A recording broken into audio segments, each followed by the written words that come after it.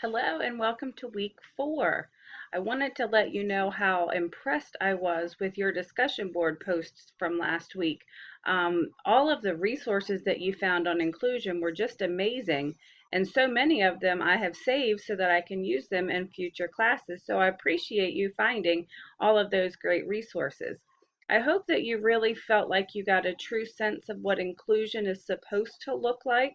I know that it does not always happen the way that it's supposed to, but now you can see how it is supposed to work and how important it is, not just for the children who have disabilities or difficulties, but also for the children in the classroom who don't. It's important for us to teach children empathy from the time that they're little because they have such a tremendous capacity for it. So hopefully they grow up to be empathetic adults. So this week, you're going to have a little bit of a different focus. It's actually one of my favorite chapters, chapter 4, which is on the physical environment. And you're going to find that this chapter is actually also subtitled Indirect Guidance. I'm sure many of you already know how important it is to have your classroom arranged in a certain way and to have a developmentally appropriate schedule. But probably what you may not realize is that the way our classroom is arranged, what we have in our classroom, as well as our schedule, can have an impact on how children behave. So, for instance, if we are continually pushing children to play or to work in centers right up to the time that it's time for lunch, you may find that a lot of children start having meltdowns simply because they're hungry. So, making sure that we're keeping those things in our minds when we're creating our schedule can actually help reduce a lot of behavior problems that we have.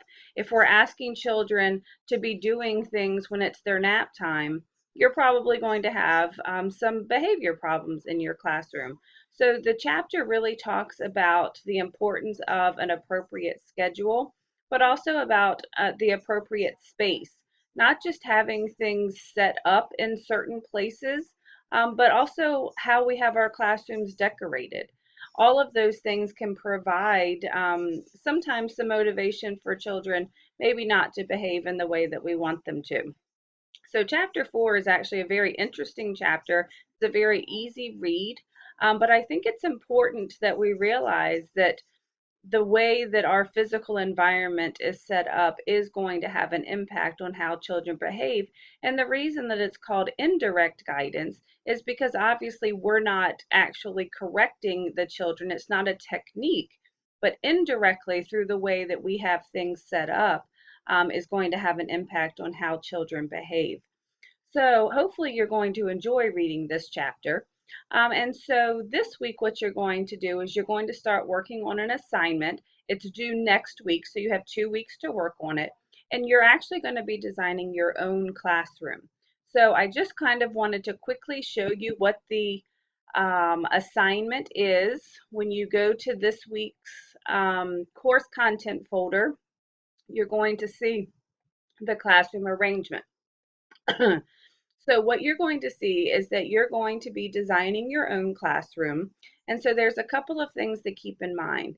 Where are things going to be located in your room? And you can certainly set this up as your ideal classroom. So whatever you want in there, you can certainly have. But some other things that you need to keep in mind are what elements are you going to have in your classroom that will promote positive behavior, and why are you including those, or how do they help promote positive behavior guidance? So what you're going to need to do is either provide a scanned sketch. You can make something on the computer. I am not going to be grading on artistic ability at all. It's just an exercise in thinking, if I had my own classroom, or if you do have your own classroom now and you wish that things were a little bit different, how would you actually set up your classroom? So make sure to label everything. So whether you are using tables, whether you have the art center over in a corner, and just kind of as a heads up, if you have an art center, you're going to want to locate it close to a water source because you don't want paint dripping everywhere. So that's just something kind of to keep in mind. But the other thing that you're going to need to do is to provide a write-up of 5 things that you have in your classroom arrangement that are actually going to help promote positive behavior. It may be that you have walkways so that children know the path to follow, and that actually is a behavior strategy because you're setting it up so that there's not going to be a stampede of children somewhere. So really kind of take the information from the chapter and thoughtfully arrange your classroom in a way that you feel like is going to promote positive behavior, avoiding conflicts. That really is what you're looking for.